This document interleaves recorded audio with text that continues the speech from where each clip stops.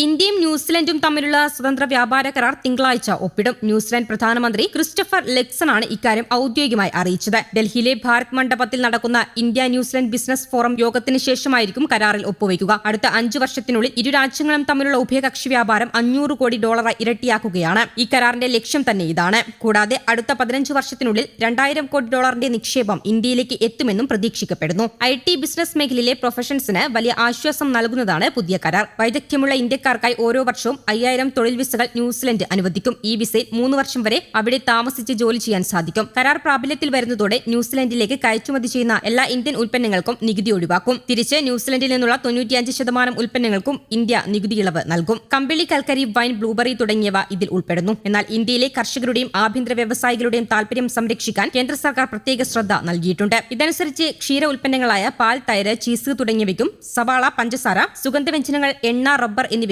നികുതി ഇളവ് നൽകില്ല. ഈ ഉൽപ്പന്നങ്ങളുടെ ഇറക്കുമതി നിയന്ത്രണത്തിലൂടെ ആഭ്യന്തര വിപണിയിലെ തിരിച്ചടി ഒഴിവാക്കാനാണ് സർക്കാർ ലക്ഷ്യമിടുന്നത്.